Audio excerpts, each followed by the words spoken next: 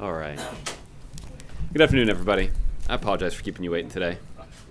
I do not have any comments at the top, so we can go straight to your questions. Okay. I wanted to start with the meeting with the Dalai Lama, if you could just give us some sense of what the event talked about, and if the White House is worried at all about damaging relations with Beijing. I'm sure you saw their statement. I've seen reports about it. I don't know that I saw it in its entirety. What I would point out is that this is actually the fourth opportunity that President Obama has had to meet with the Dalai Lama here at the White House over the last 8 years. Just to give you a sense of the meeting, the president thanked the Dalai Lama for his expression of condolences about the terrorist attack in Orlando over the weekend. The president has spoken publicly in the past about his warm personal feelings for the Dalai Lama. The president has articulated his appreciation for the Dalai Lama's teachings and believes in preserving Tibet's unique religious, cultural, and linguistic traditions. The personal nature of their meeting would explain why the president received the Dalai Lama in the White House residence as opposed to the Oval Office, for example. And I would just reiterate once again that the U.S. position as it relates to Tibet has not changed. Tibet, per U.S. policy, is considered part of the People's Republic of China, and the United States has not articulated our support for Tibetan independence. And both the Dalai Lama and President Obama value the importance of a constructive and productive relationship between the United States and China. All of those were policy positions of the United States before the meeting occurred, and our policy hasn't changed after the meeting. Okay. And then I wanted to turn to tomorrow. Can you give us a better sense of what the president's going to do while he's in Orlando, how long he'll be there, and what his primary message is to the family and individuals? The president will spend the bulk of tomorrow afternoon in Orlando. The details about where he's going to go and what precisely he will do are still being worked out. This is typically when the president makes a trip to another American city, we've got a week or so to plan it. In this case, we've had about 48 hours to plan it. So there's still a lot of important work to be done to nail down the specifics of his itinerary while he's there. But the president is interested in traveling to Orlando to meet with the families of those who were killed in the terrorist attack on Saturday night. The president certainly wants to offer his condolences and comfort to the families of those who were killed and to those who survived. Many of your news organizations, I think, have done important reporting, talking to those who were there that night, and the profound sense of survivor's guilt that some people are expressing. It's painful just to read. And I think it's important for the President of the United States, on behalf of the country, to show his support for these families and for these individuals. The President, of course, will also spend some time talking to first responders, to medical professionals, EMTs, nurses, doctors, surgeons, who acted heroically, courageously, and in some cases with disregard for their own safety, to try to save innocent lives. And their efforts based on reporting that we've seen, their efforts were successful. Dozens of lives were saved as a result of those heroic actions, and the president wants to thank them for those demonstrations of professionalism and courage and patriotism. So this will be, I think, an emotional trip. And the president, while he's there, will also have an opportunity to speak publicly about what he sees and also about the message that he's preparing to deliver on behalf of the country, to make clear that the country stands with the people of Orlando, stands with the LGBT community in Orlando as they grieve for their loss. Since the shooter's motivation still seems sort of unclear, or there's sort of a murky mix of influences, does that make the president's job more complicated, sort of helping families and others sort of explain exactly what happened? No, I don't think it makes the president's charge more complicated, because the president's visit to Orlando has nothing to do with the individual who perpetrated this terrible attack. The president's visit is about offering comfort and support to a community that's grieving. And he's going down there to make clear that he speaks for the country when he says that we're going to be with the people of Orlando. And we share in their grief, and that they're not alone, even as they endure what surely have been several dark nights. Okay. Tim? Mr. Trump has said he's gone to meet with the NRA about people on the watch list and no-fly list, and not allowing them to buy guns. Does the White House have any hope that a conversation like that could lead to some route to get Republican lawmakers to fight against this, people on the list getting access to guns? Well, Tim, we'll see. Right now, basically every Republican in the Senate is on the record protecting a loophole that allows individuals who are suspected of having ties to terrorism and their ability to purchase a gun.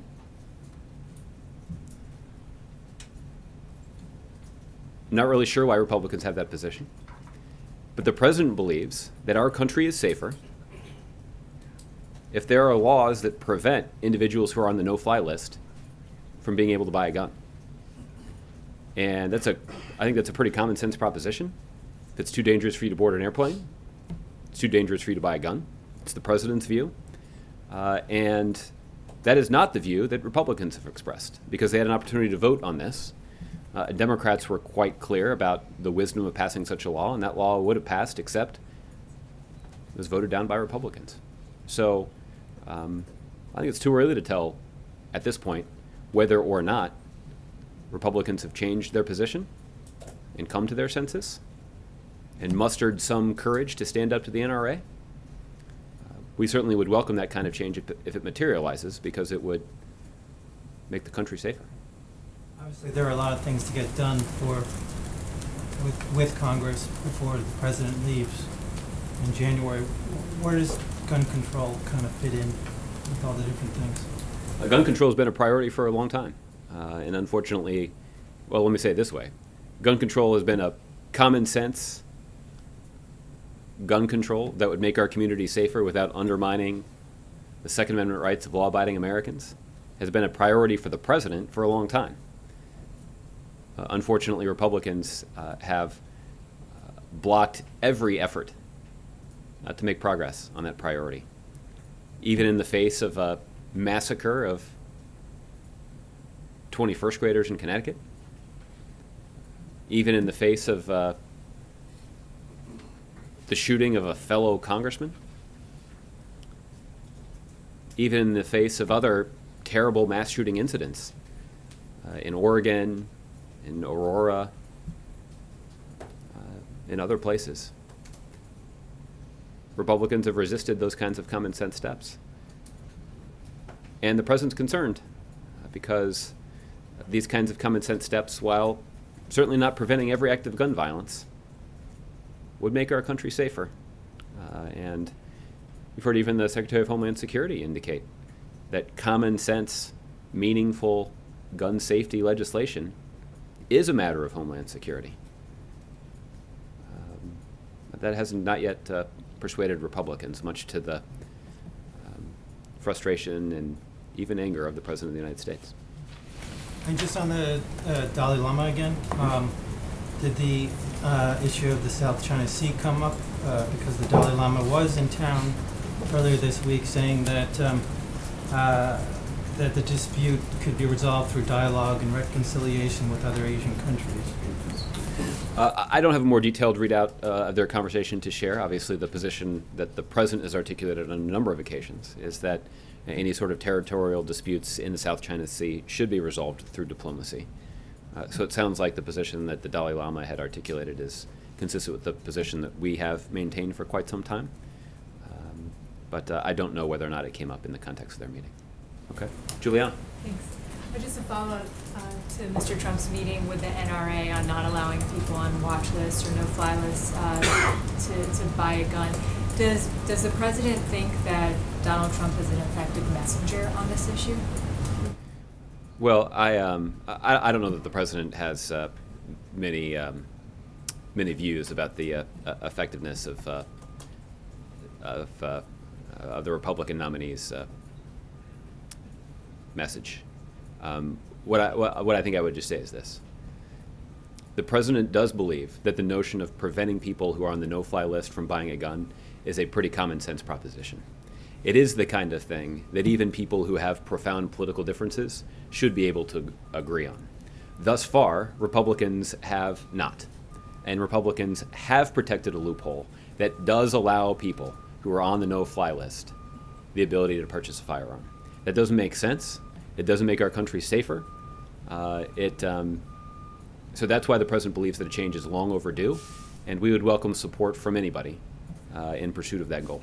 Do you think that Mr. Trump's support for this might help tip the scale in favor? Well, again, I think it's unclear at this point exactly what his intentions are. So, we've been very clear. Democrats have put forward a specific piece of legislation that would definitively close this loophole, and that's what we'd like to see Democrats and Republicans come together around, and we would welcome the support of anybody, including the presumptive Republican presidential nominee, for that effort. Okay. Jordan.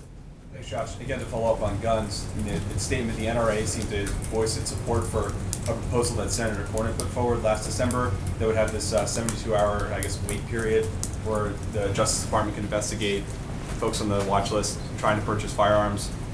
I know that Democrats were not for that last time around. Are you willing to give that consideration this time around now that there seems to be some more support behind it? Again, the experts that have taken a look at this have concluded that Senator Cornyn's bill would do very little to prevent people who are on the no-fly list from being able to buy a gun. Just to extend the analogy here, the rule is not that these individuals who are suspected of having significant links to terrorism are prevented from boarding a plane for 72 hours. They're prevented from boarding a plane, period, full stop, until any concerns about their links to terrorism have been resolved. If we conclude that's necessary to protect the country, we should have a similar policy when it comes to buying a gun.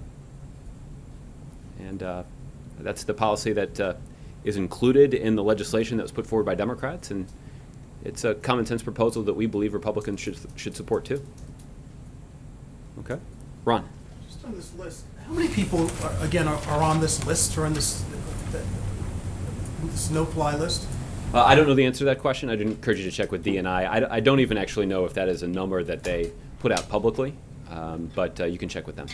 So would someone who's on this list not be allowed to buy a gun in debt forever, or what?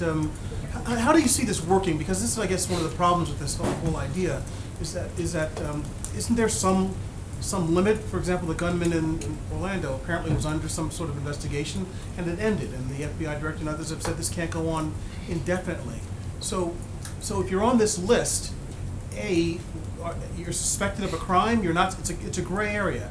How do you see clarifying exactly where this list begins and ends and so on and so forth? Well, let's start by, there are a lot of things to unpack here because there are multiple lists. So when it comes to the no-fly list, this is something that we actually did talk about back in December when the Republicans in the Senate voted down this proposal to close the loophole. There is a process in place for individuals who believe that they are wrongly included on that list that they can go through to clear their name.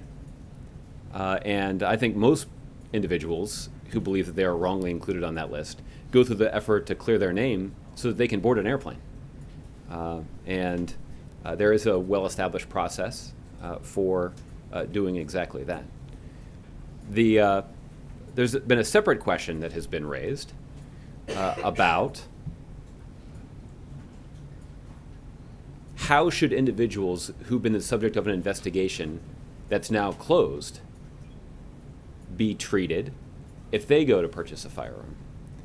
And this is, while the situation in Orlando continues to be under investigation, this is something that apparently is in question in this situation. The individual who carried out this terrorist attack in Orlando over the weekend is an individual who had previously been investigated by the FBI, an investigation that had been closed for more than 2 years.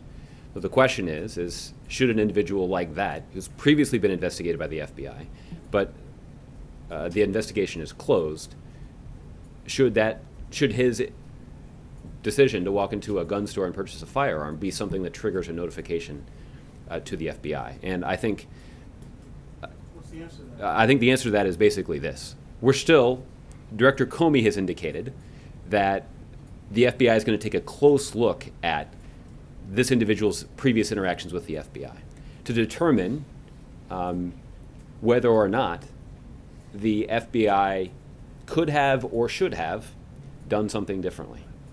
And so this raises questions both in terms of were the procedures that are on the books followed in conducting this investigation. It also raises the question about whether or not those procedures should be changed. At the end of the day, And- the president said that he was satisfied, I think were the words, that the What? FBI had done what it needed to do in this particular case. Again, what the president had been briefed, and again, this is basically 24 hours after the incident, is he'd been briefed by the FBI that based on what they had known up to that point, that the relevant procedures had been followed. But that doesn't answer the question about whether or not those procedures should be changed. But separate from that, then, is even if you do change the procedures in some way and the investigation is closed, is there some kind of lingering policy that you can put in place that ensures some notification to the FBI that an individual who had previously been the subject of a now closed investigation is notified if they try to purchase a gun? And so I know that there are some proposals on Capitol Hill that consider this. And look, this kind of considering this question is something the president believes is worthwhile. In considering this question, in considering a policy change, it's important to factor in what impact this would have on ongoing investigations, what impact this would have on the finite resources of the FBI. But the president does believe it's something that is worth careful consideration. And just more generally speaking, in terms of initiatives that the president may have in the final months of his office, I think the feeling that you'd expressed was essentially that the president had exhausted whatever executive authority he had in this area of common sense gun safety, as you call it. Given what's happened in Orlando, can we expect some sort of renewed effort by the president to try and push something else in the coming months, in the coming weeks? Because You mean with regard to executive action? executive action, aside from using the bully pulpit as he did yesterday, aside from saying this is something Congress should do, is there anything more the president can do and tell the people of Orlando he's going to do when he goes down there tomorrow to try and move forward on this issue of common sense gun control, or is it just, has he reached his wit's end on this? Yeah. Look, I think the president, when he announced a set of executive actions back in January, was pretty clear that he was taking aggressive executive action to try to make the country safer and to try to move the country in the direction of a more common sense set of gun safety policies. And as I mentioned earlier this week, I'm not aware of any upcoming policy announcements or policy announcements that are being prepared for additional steps that the president could take using his executive authority. The president's always open to new ideas, and if somebody comes to him with a specific suggestion of an additional step that we could take using his executive authority that would fall into the category of common sense gun safety legislation, the president won't hesitate to implement it. But the responsibility really now lies at the feet of Congress. Is Congress prepared to close the loophole that allows people on the no-fly list to buy a gun? Is Congress prepared to ban assault weapons, weapons of war? Is Congress prepared to definitively, through legislation, close the gun show loophole? These are all common sense steps that are strongly supported by a majority of Americans. In some cases, there's polling evidence to indicate that these are steps that are supported by not just a majority of Republicans, but actually a majority of gun owners. So these are common sense steps. These do not gut the Second Amendment rights of law-abiding Americans, and they would have a material impact on enhancing the safety of communities all across the country. They won't prevent every act of gun violence, but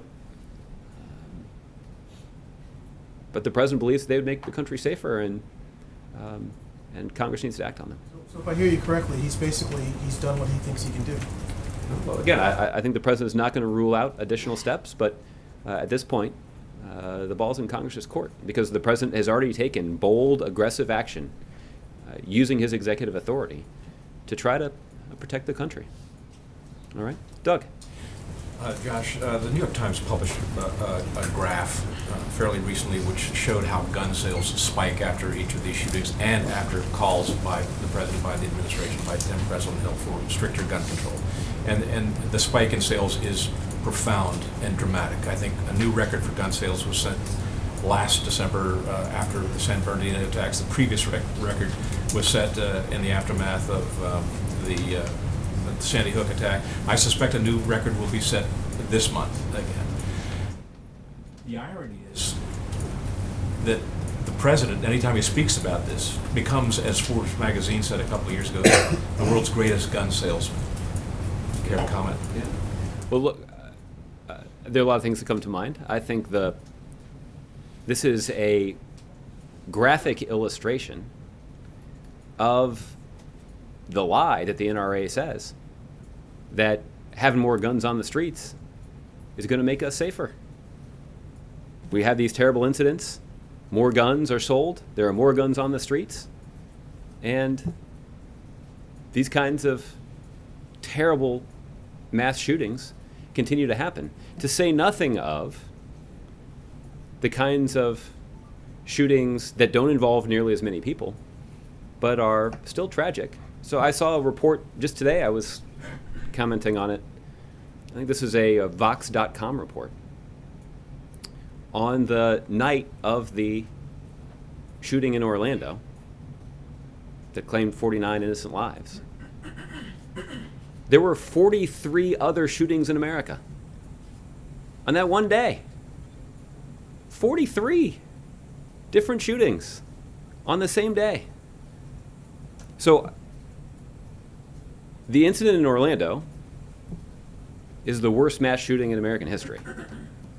So I certainly understand why it's getting outsized attention. It should. But it shouldn't come at the expense of what is a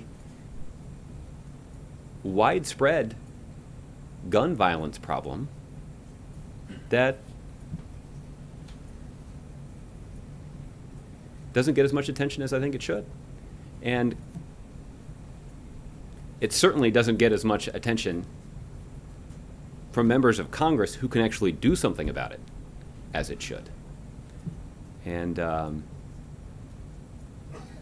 hopefully it will. There's a report in some Belgian and French publications today that an operation is underway by ISIS fighters, small bands of ISIS fighters who have recently left Syria with the intention of carrying out attacks in Belgium and France on soft targets. Have you heard any of these reports? Can you confirm them? Did the president speak with President Hollande in his conversation recently about these? Well, I'm not aware of I'm not in a position to comment on any ongoing operations in France or Belgium. For years now, and certainly in the aftermath of the Paris attacks last fall, the United States has redoubled our efforts to support our allies in French and Belgium as they confront what is a quite significant homeland security threat from extremists that may be trying to enter their country. In some cases, these are extremists who already live in their country. And so there are a whole host of things that we have done to further enhance our coordination, further enhance our information sharing, and a set of other steps that will make them more effective in protecting their country. What we've also done, and this is something that the President's special envoy to our counter-ISIL coalition, Brett McGurk, talked about from this podium, is that we have put more intense pressure. We're ramping up the pressure against the ISIL leaders in Iraq and in Syria. And we are engaged in an effort to more effectively shut down the border between Turkey and Syria and make it harder for ISIL leaders to get in and out of some key cities in Iraq and in Syria, including Mosul and Raqqa. There are currently operations underway in both of those locations that are led by local forces to encircle those cities. All of that, shutting down the border and encircling those cities, is going to apply pressure against ISIL leaders and make it harder for them to move fighters into and out of that area. But obviously, this is important because we know that the individuals who were linked to, at least some of the individuals who were linked to the attacks in Paris and later in Belgium, had spent time in Syria. So being able to shut down those routes, or at least put pressure on the leaders who might be interested in sending people on those routes, is an important part of our strategy to counter ISIL's ability to carry out acts of violence, not just in Iraq and in Syria, but in other places too. That said, ISIL does pose a unique threat in that they are using social media and other internet-based resources to try to inspire people to carry out acts of violence, even if they're not planned and directed by ISIL leaders in Iraq and in Syria. So this is an unwieldy threat, and we are dedicating significant resources to counter it and to protect the American people and to protect our allies. Lastly, Secretary of Defense Ash Carter at the NATO meeting today said that there is more NATO can do in this fight against ISIS. Is that at odds with what the administration's position is in this fight? No, we have regularly made the case that we're going to continue to ask our partners in the counter-ISIL effort to contribute more. And in some cases that is financial resources, in some cases that is intelligence capabilities, in some cases that is special operations forces, in some cases that is trainers, in some cases that is financial resources to assist the Iraqi government as they rebuild those areas that have been retaken from ISIL. So there are a variety of ways. We've even asked NATO members and other partners in our counter-ISIL coalition to make substantial financial contributions to address the humanitarian situation caused by ISIL, to provide for the basic humanitarian needs of refugees. So there are a lot of ways that our partners can contribute to this effort, and we've been pleased that we've found 66 other countries around the world who've made substantial, important contributions to our success in degrading and ultimately destroying ISIL. But we're always on the lookout for additional commitments that can be made. I know this is the subject of regular conversation between Secretary Carter and his counterparts around the world, including his counterparts in NATO. And I wouldn't be surprised if this is the subject of additional discussion when the President meets with his NATO counterparts next month. One last question. NATO has its hands full these days, not only with the fight against ISIS and terrorism, but also with various operations that are taking place in the Baltic right now. I know that you've positioned 4,000 troops along the Baltic states to counter potential Russian aggression. There's an operation going underway in the Black Sea right now. There's that expression that nature abhors a vacuum, and so does statecraft.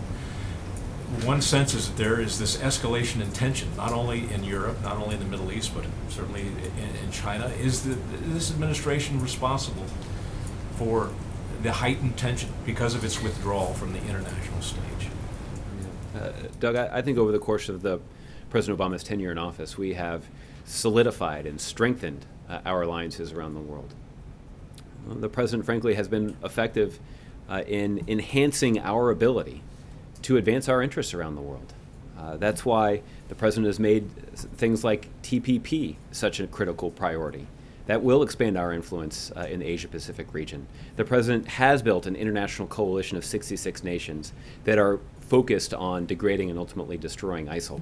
The president did rally the international community to come together by imposing tough sanctions on Iran, and enforcing them rigorously, and eventually compelling Iran to sign on the dotted line on a deal that essentially prevents them from obtaining nuclear weapons. And we have a system in place working with the international community to verify that Iran is living up to their end of the bargain. So the president is quite proud, as he should be, of his record of making the country safer, of expanding and strengthening our influence around the globe, in part by strengthening our ability to work hand in glove with our allies to advance our shared interests. Okay, Tolu. Thanks, Josh. Yesterday, the president, during his speech, said that we're now seeing how dangerous this type of rhetoric can be. And he talked about the Republican nominee and his Muslim ban. Standing next to the president was Director Clapper, who will be charged with deciding how much classified information to give the Republican nominee. Was the president, by saying that Donald Trump is dangerous, sending a signal to Director Clapper about what kind of information he should divulge when he's giving classified briefings to the Republican nominee? Well, the president was sending a very explicit and direct warning about the danger of that kind of rhetoric that we've heard from a number of Republicans, including the presumptive Republican nominee. But the president has complete confidence in the judgment that Director Clapper will exercise, free of political interference, about how to effectively brief both parties' presidential nominees. Okay. Andrew. Going back to the issue of the Dalai Lama's visit, how do you define what's a private meeting and what isn't? Well, again, I don't think I described the Dalai Lama meeting as private, I guess. It was in the residence because it was a private meeting. Personal. Personal. Look, in this case, the Dalai Lama is not a head of state, and so the visit was handled differently. When there's a head of state, typically there will be a meeting in the Oval Office. Typically there will be some kind of joint statement to the media. But in this case, the interaction was different, primarily because the Dalai Lama is not a head of state. But the president does have personal affection for the Dalai Lama and for his teachings. The president does support the preservation of Tibet's unique religious, cultural, and linguistic traditions. So that's why the president had the meeting, but the meeting was treated differently than his meetings with other heads of state, because the Dalai Lama is not a head of state. Is there a risk that the manner in which these meetings always take place could encourage the Chinese government to think that it can influence, if not who the president meets, at least the manner in which he meets them? Well, Andrew, based on the reaction from the Chinese government that somebody referred to earlier, it sounds like if they're hoping to have that kind of influence, they're not succeeding. Okay. Mark. Yeah, Josh, Afghanistan, the other thing that Secretary Carter told the NATO allies apparently is that the president is indeed reconsidering the whole notion of how many troops to leave behind. At the end of the year, he'd hoped to get down to 5,500, and we're, what, 9,000 plus now. About 9,800. Yeah, 9,800. What are the considerations there? And is the president resigned that whatever number he settles on, that whatever hope he had to substantially have wound down Afghanistan before he leaves office is just not to be? Well, there's a lot there. Let me decide. But a totally legitimate series of questions. Let me try to answer it in this way. What General Nicholson has indicated is that he's conducting a review of our strategy in Afghanistan based on what he's seeing on the ground. And that's something that he's discussed publicly, and I'm confident that the president will be briefed on that review once it's been completed. And I'm sure that part of that review will be a consideration about the personnel required to implement the strategy that the Commander-in-Chief has given our armed forces. No recommendation at this point has been presented to the president, but as the president makes any sort of strategic decision with regard to Afghanistan, he will listen carefully to the advice that he's receiving from his commanders on the ground, as well as the other members of his national security team at the Pentagon, at the White House, and other agencies that are critical to our success in Afghanistan. So as decisions on that get made, we'll obviously keep all of you posted. We obviously also value the important contribution that our NATO allies are making to that effort, and we would not have made the kind of progress that we have seen in Afghanistan without the substantial contribution, in some cases sacrifices, that our NATO allies have made in pursuit of our interest in Afghanistan. What is also true, and I guess this may be the part of your question where that I would quibble with a little bit, is at one point earlier in President Obama's tenure in office, there were more than 100,000 U.S. troops on the ground in Afghanistan.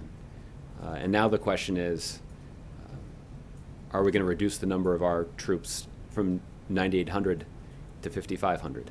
That, of course, is more than a 90% reduction of our military personnel in Afghanistan. So I think the situation in Afghanistan has profoundly changed, not just if you quantify it based on troop levels, but what's also true is we've succeeded in decimating core al-Qaeda that previously operated with virtual impunity in the Afghanistan-Pakistan region. So that also, I think, is an indication of the important progress that we've made in Afghanistan. What's also true is that there is a government in Afghanistan that, frankly, just to put it like really bluntly, is a much better partner with the United States than the previous one. Now, that is, of course, it was the Afghan people who chose their leadership, but based on our effective work, we now have a much more effective partner and a much more effective partnership in trying to bring about the kind of changes that we'd like to see in Afghanistan. Now, what's also true, and I think this is the part where I would not quibble with what you said, is that Afghanistan's a dangerous place. And there is a real risk that the progress that we have made could quickly unravel.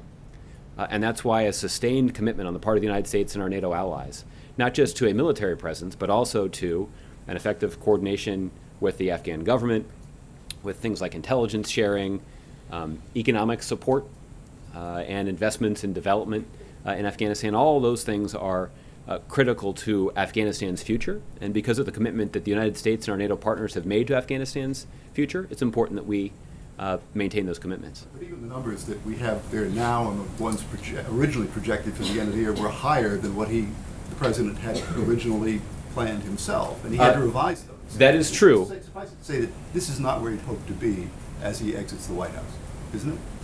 Well, again, I don't think there's anybody that would describe the situation in Afghanistan right now as ideal. The president, I think, has acknowledged for some time that there is continued work and a sustained commitment to Afghanistan will be required after his presidency. There's no denying that. But I also think there's no denying the remarkable progress that we have made in Afghanistan to decimate core al-Qaeda, to build up the governing institutions of Afghanistan, and to reduce the military commitment and military sacrifices that our country and our military was making before President Obama took office. Quickly on timetable, though, you've got a NATO summit coming up next month. Is he hoping to have a decision by then, or is this something that could stretch on into the fall? I don't have a specific timetable to share, but once the president has been presented with a recommendation, then he'll make a decision. But I don't have a time frame to share in terms of when that recommendation will be presented or when the president would make a decision based on it. Okay, Julie. Thanks. A couple on this proposal that you said the president thinks should be considered to basically change policies so that if a person who had been investigated for terrorism tried to buy a gun, that there'd be some sort of flag. Does the White House have a legislative proposal, or is there one on the Hill that the president particularly supports? Or is this just something that he thinks needs to be made a priority on the Hill right now? Well, so one of the things that's challenging about this, Julie, is that this is an issue that has gotten very careful attention just in the last 72 hours. And it is important to carefully consider the impact of such a policy change. I know that Senator Feinstein has been circulating a proposal on Capitol Hill. That's obviously a proposal that we'd want to take a close look at. I don't know that I can render a judgment on her specific proposal, but she is putting forward the kinds of ideas that are worthy of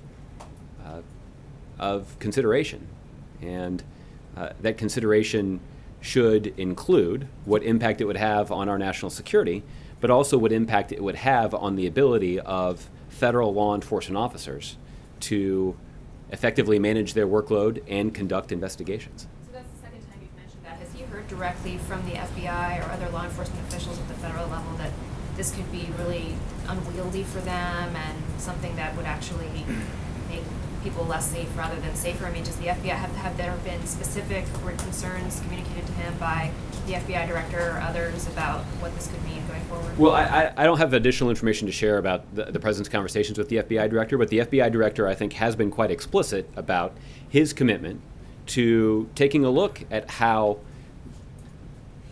the investigation of this individual was conducted, to understand exactly whether or not there's something that the FBI could have or should have done differently. And again, that's something that they've just been doing for the last 72 hours, so it's premature at this point to arrive at any conclusions about that. I think the observation that I'm making is an intuitive one, one that does not require necessarily a sophisticated understanding of exactly the way the FBI works.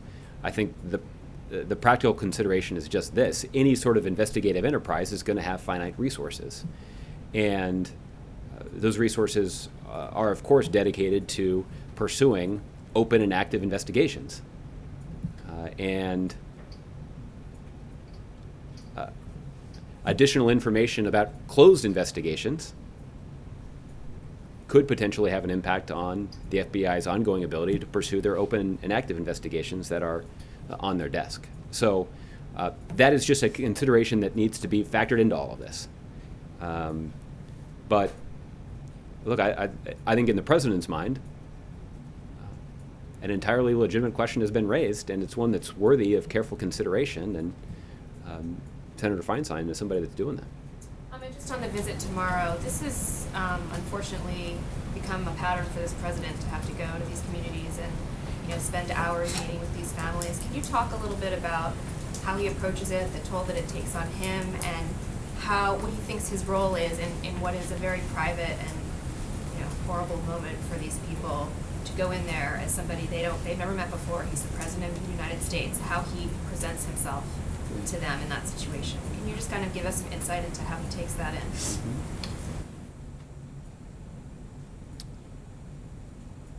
The president understands that he is a symbol of the country.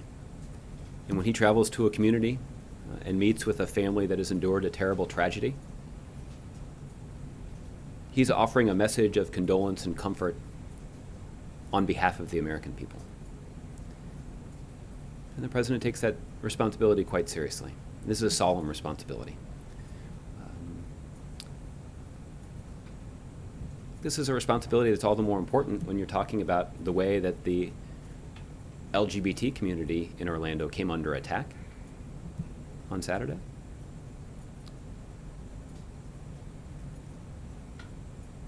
And signs of support and comfort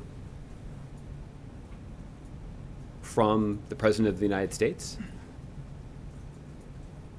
should be a powerful affirmation for those American citizens. So this is an important visit, I think, in the president's mind. I think the other thing that I would say is the president's life has been personally touched by his interactions with people who have endured terrible tragedy. The president recognizes that he is a symbol for the rest of the country. But it would be impossible for him to not be personally affected by these kinds of conversations and these kinds of interactions. And I'll let the president speak more about it, but I think the president in the past has indicated that he draws on his faith as he considers fulfilling these kinds of responsibilities. Okay. Kenneth. Thank you, Josh. Sticking with Orlando and the president's faith, since the president has experience with comforting grieving families after something like this, after a mass shooting, do you know if the Dalai Lama gave him any spiritual guidance before the president heads down to Orlando? I don't know if the Dalai Lama offered any spiritual guidance on this specific matter. Obviously, the Dalai Lama did present a condolence letter to the president to receive on behalf of the American people for the terrible tragedy that occurred in Orlando. But I don't know if there are any specific, if there was any specific spiritual advice that was shared. Josh, following up on the DNC hack, you said yesterday you didn't know if the president had been briefed on how it happened and the details of it. Has that changed in the past 24 hours? Has the president been briefed? I don't know that he's received a detailed briefing. I know that he's aware of the situation, but look for any sort of discussion about a federal government response. I'd refer you to the FBI, and I know that the FBI has already said that that they are aware of the evolving cyber threat. The FBI certainly sees criminal and nation-state actors targeting all sectors and data, including personally identifiable information, trade secrets, and other confidential information.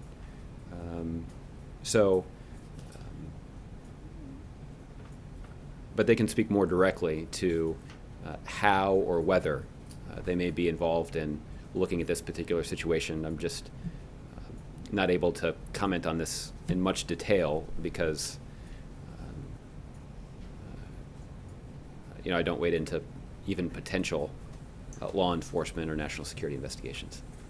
Finally, for me, you mentioned the FBI and resources for investigations, et cetera. Funding for the FBI. I know Democrats or Senate Democrats are trying to boost funding for the FBI. Is that something the White House is weighing into as far as increasing the funding for the FBI? And is it having an impact on investigations, especially in light of the Orlando terror investigation? Well, I know that the FBI Director Comey has addressed this a little bit, and he expressed a lot of confidence in the important work that the FBI is responsible for when it comes to keeping the country safe. I know that he's made a reference to the fact that there are about 100 joint terrorism task forces at work in communities across the country. These joint terrorism task forces are organizations that integrate federal, state, and local law enforcement resources to protect those communities. And so this is a way that the FBI can work in partnership with other law enforcement agencies to protect the country. So I know that is critical to their work, and it's critical to protecting the country. But for any specific resource requests or consideration of increases, I would encourage you to check with Director Comey to determine to what extent that is necessary. I guess I would just observe that the discussion I was just having with Julie about changing the policy for the way in which closed investigations are handled could have an impact on resource considerations. So if it becomes necessary based on policy changes or a different assessment being reached about the threat that the FBI has to protect against, then a change in resources or even a request for increased resources could be made. Okay? All right. Athena. Speaking of Congress and guns, sure you're aware of the fact that the Senate Democrats are conducting a filibuster right now. It's been going on since before we got in here, and I'm told it's still going on, stressing action on no-fly, no-buy and on expanded background checks. Was the White House giving any heads up about plans to begin this filibuster, and what is your reaction? Do you support it? Well, look, I think what is clear is that Democrats in the Senate have for a long time been fighting very hard to try to persuade Republicans in the Senate to support common sense gun safety legislation. And unfortunately, those Republicans have been solid in blocking common sense proposals that would make the country safer. And we've spent a lot of time talking in here about how frustrated and even angry the president has been about that. Senate Democrats have been too. And I know that Senator Murphy, who represents the great state of Connecticut, represents a community that has been uniquely touched by a terrible mass shooting incident. So I know that Senator Murphy's feelings are quite strong on this. I know there are other Democrats in the Senate who have similarly strong feelings. And so obviously, we're supportive of any effort to try to get Congress to act on common sense gun safety legislation. And you wouldn't think it'd be so hard. The kind of measures that Senator Murphy is strongly advocating for, alongside a number of other Senate Democrats, are common sense measures that wouldn't prevent every act of gun violence, but also wouldn't undermine the Second Amendment rights of law-abiding Americans. These are common sense proposals that are strongly supported by, according to some polls, a majority of Republicans and even a majority of gun owners. This is common sense. And it's unfortunate that Republicans aren't willing to use that common sense, even when it comes to something that our Secretary of Homeland Security has described as a legitimate Homeland Security issue. And so on this issue of guns, the president has talked in the last several days about reinstating the assault weapons ban. Can we expect, I guess the question is, what is the White House prepared to do to try to make this happen?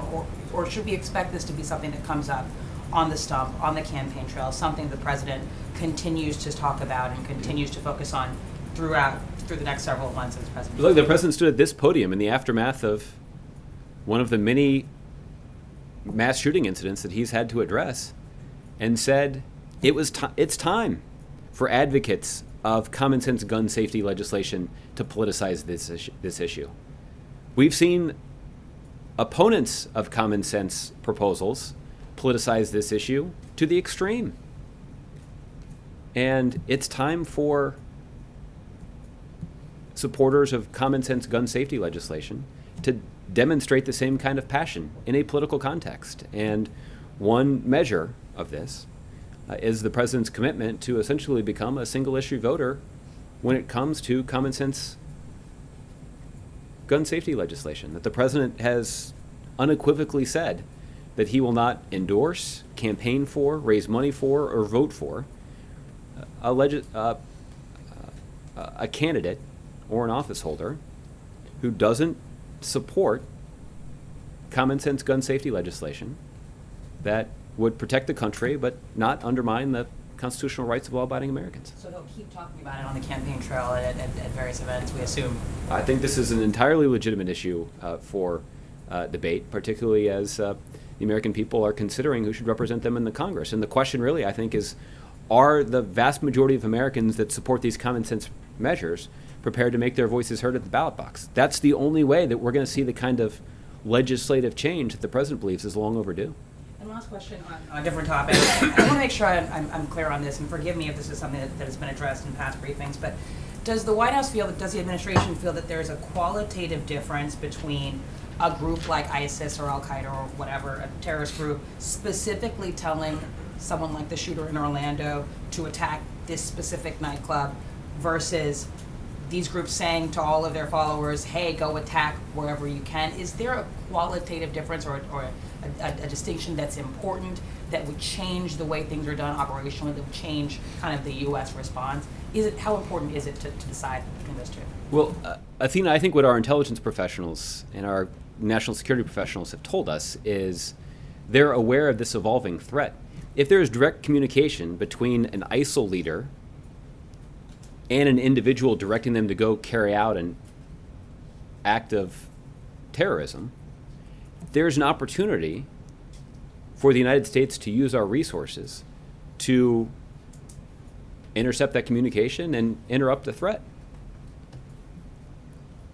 That opportunity is not presented when the communication is so diffuse, when it's individuals who are self-radicalizing.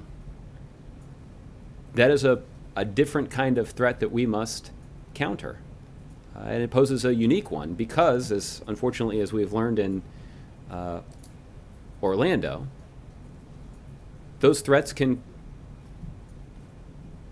eventually result in a significant act of violence that, in this case, claims dozens of lives.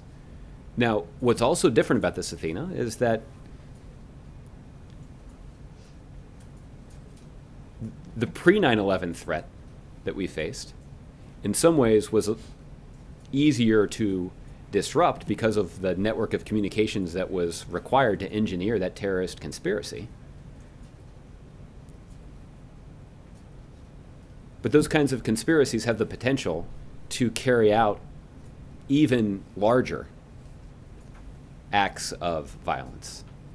There were thousands of Americans that were killed on 9/11 as a result of that terrorist conspiracy.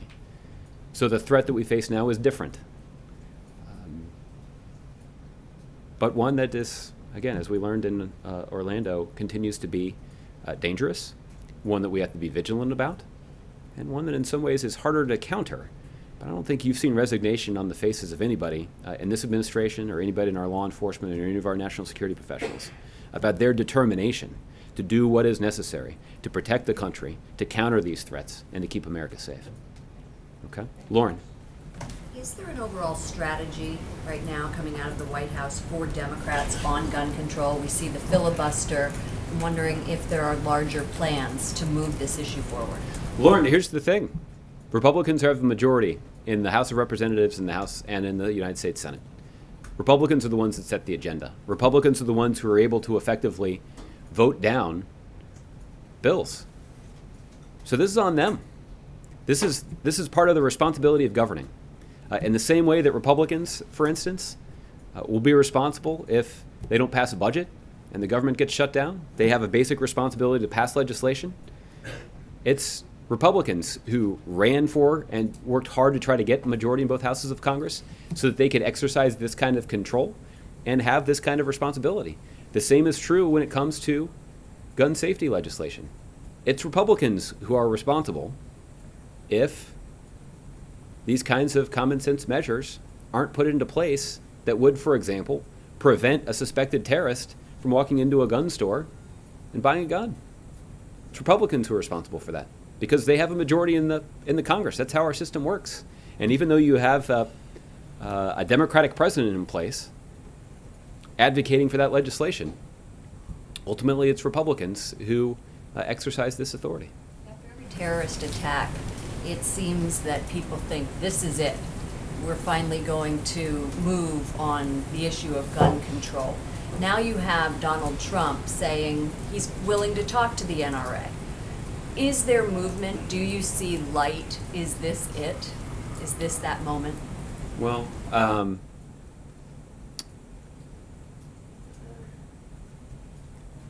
the president, I think, has made the observation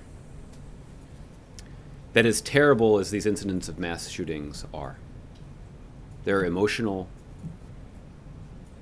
and that's certainly true of the situation in Orlando. It's difficult to imagine a more gut-wrenching, emotional event that would tug at one's conscience more than the massacre of 21st graders in their classroom. And in the aftermath of that act of unspeakable violence that years later people are emotional about, Republicans still blocked common sense gun safety legislation, even with that on their minds, on the minds of the nation. Even with that unspeakable act of violence tugging at their conscience, Republicans sided with the NRA.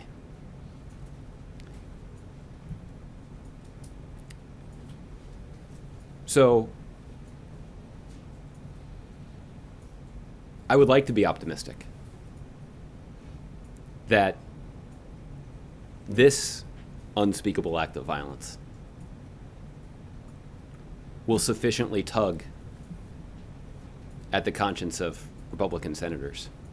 Maybe seeing the suffering in Orlando will inspire them with some courage to stand up to the NRA. Maybe it will help them put aside their political fears and insecurities and say, I'm going to put the safety and security of the American people ahead of any personal political consequences. And we'll just have to see if that's what happens. I hope it will. All right, Francesca.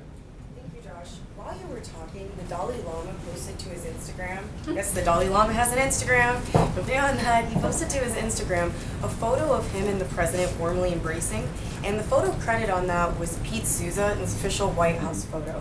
My question is, was that a photo that he was given permission to release from the White House, or was that meant to be a parting gift that was supposed to be private?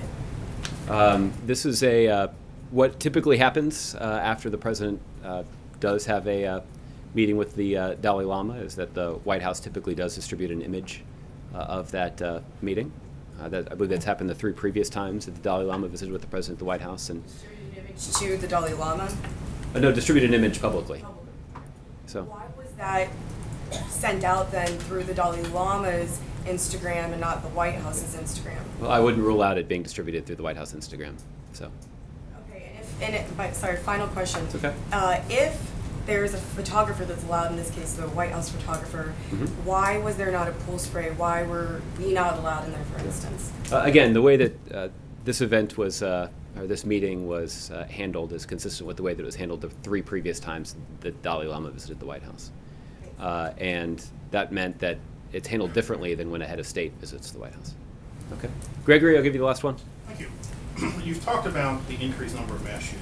You've also talked about the role of the President of the United States after these events to articulate this sense of national mourning after a national tragedy like this. And another way that he does that is through these proclamations to lower the flag to half-staff at the White House and other federal buildings. And it turns out that President Obama has issued more of those proclamations than any other president in history, in large part because of the terrorist attacks and the mass shootings that we've seen. So I have a couple questions. One is, can you talk at all about the thought process that goes into determining which events warrant that special symbolism? You seemed to struggle a little bit last year when you were asked why it took 5 days to issue a proclamation for the Chattanooga military recruiting office shooting, for example. But then also, more philosophically, I guess, what does that say about America in the Obama era, that we've had 6% of his presidency has been during a state of national mourning? Should future generations of Americans look back at the Obama years and think of them as a time of repeated national tragedy? Is that part of his legacy? Well, Gregory, I think the lowering of the flag and an order from the President of the United States to order the lowering of the flag is a symbolic expression of national mourning. And it certainly is a way, symbolically, to demonstrate that the country is united in our support for a community that's mourning.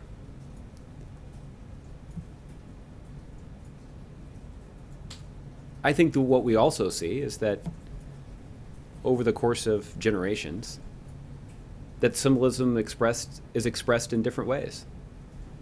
And so I can't really speak to how This may have been considered by the Reagan White House, for example. But I think what is true is that America has shown great perseverance in the face of these tragedies, not just during the Obama administration, but throughout our history. And I think, I'm hopeful, that as people look back on the Obama presidency, well, there certainly have been tragedies that our country has had to confront. But there's also a powerful story to tell about the resilience that the United States of America has displayed in the last 7 years. Our country has fought back from the worst economic downturn since the Great Depression.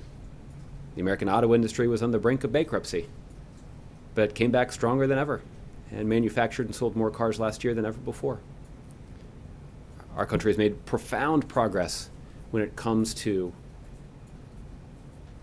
the acceptance of LGBT Americans in our society. Our country has made profound progress in strengthening our relationships and our alliances around the world. Our country has made significant progress in fighting climate change and doing that in a way that actually has positive economic benefits for our country. Our country has reformed our relationship with Cuba. It's overhauled. After 5 decades of a failed policy toward Cuba, this new openness and this effort to normalize relations between our two countries has yielded a lot of optimism about the kinds of opportunities that are now available to Americans and Cubans. It's also transformed our relationships with countries throughout the Western Hemisphere. I could go on, and someday I'm sure the President will, but I think there's, as you've heard the President say, there's a lot of reason to be really optimistic about the direction of our country and the people who live here. And these kinds of tragedies that we've encountered have prompted us to mourn, but they've not set us back. And I think the kind of perseverance and resilience that we've seen in those communities that have been scarred by violence are an inspiration to the rest of us. Just to use a pertinent example, many of the Newtown families are actually in Washington today. There's an event later this evening that the Vice President will be speaking at.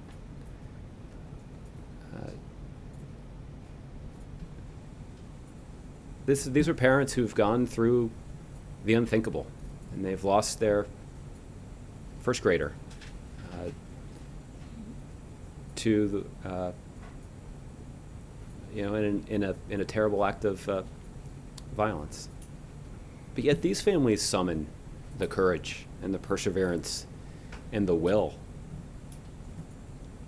to organize in support of policies that would prevent other families from having to face that same kind of situation. And they don't do that out of spite or bitterness, though I'm surely as human beings they feel that. They do that because they're invested in our country and they care about other citizens, even citizens that they haven't met, and to make our country more perfect and to pursue the kind of policy proposals that would make our country safer for other first graders. And they do that even though their first graders were taken from them. That's an inspiration. And I think that's a pretty good testament to the way that our country, not just in the Obama presidency, but throughout our history, has confronted tragedies, has mourned the loss, but has refused to be divided in the face of those challenges. We've come together and come back stronger because we're committed to our fellow citizens. And that's among the many things that makes America the greatest country in the world, and it's among the many things that makes the president so proud to have served as our 44th president. All right. Thanks, everybody. Are the families coming here at all? I know that there are some families that will be here at the White House. I think that there is a screening of a recently released documentary that is planned for later today. But I don't expect at this point that that screening would involve the president. Okay? All right. Thanks, everybody. Have a good day.